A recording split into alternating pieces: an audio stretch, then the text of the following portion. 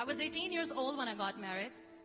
I belonged to a very conservative family, a Baloch family, where good daughters never say no to their parents. My father wanted me to get married, and all I said was, if that makes you happy, I'll say yes. And of course, it was never a happy marriage. Just about after 2 years of getting married, about 9 years ago, I met a car accident.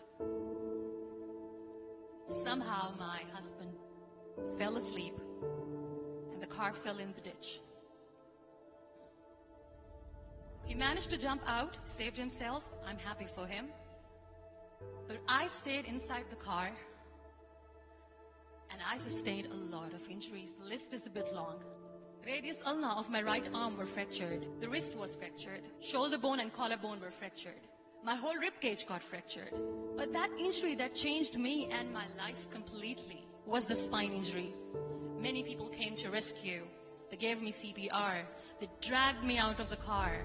And while they were dragging me out, I got the complete transection of my spinal cord. Those 2.5 months in the hospital were dreadful. I was at the verge of despair.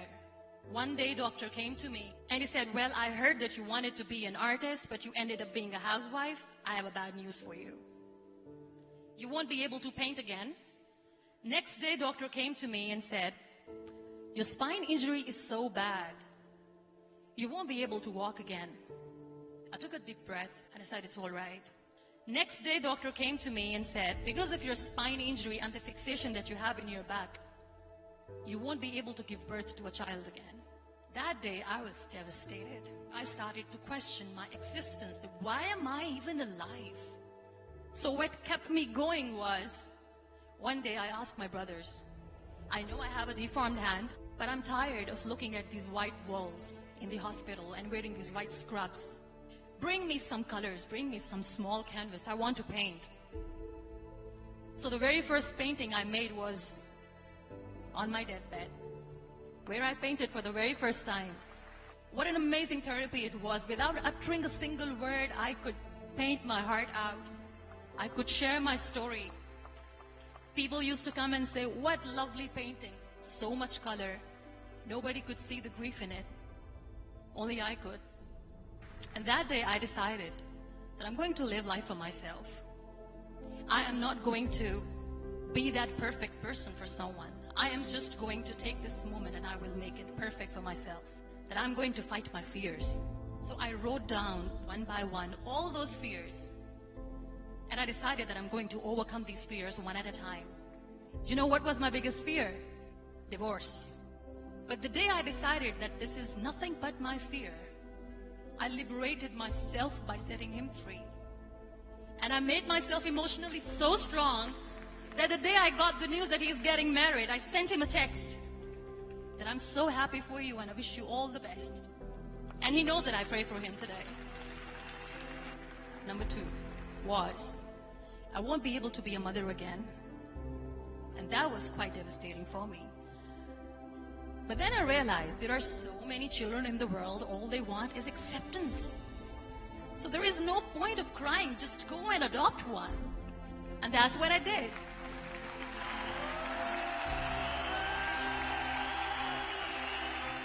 I gave my name in different organizations, different orphanages, and I waited patiently.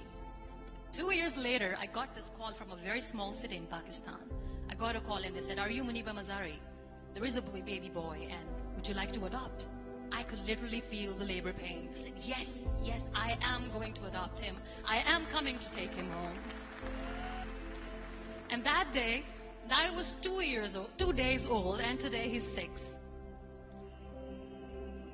You know, when you end up being on the wheelchair, what's the most painful thing? People think that they will not be accepted by the people because we, in the world of perfect people, are imperfects. So I decided to appear more in public. I started to paint. I have done a lot of modeling campaigns. I decided that I'm going to join the national TV of Pakistan as an anchor person. I became the National Goodwill Ambassador for UN Women Pakistan, and now I speak for the rights of women, children. I was featured in BBC 100 Women for 2015. I'm one of the Forbes 30 under 30 for 2016.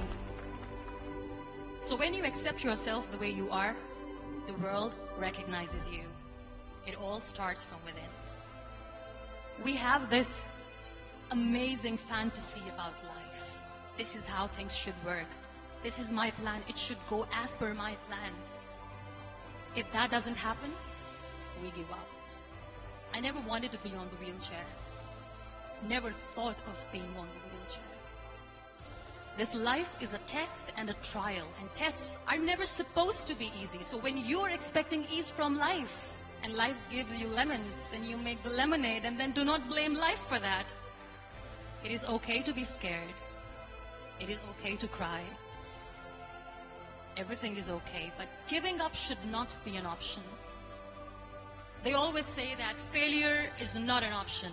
Failure should be an option, because when you fail, you get up, and then you fail, and then you get up, and that keeps you going.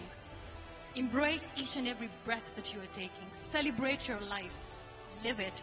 Don't die before your death. Real happiness lies in gratitude. So be grateful, be alive, and live every moment.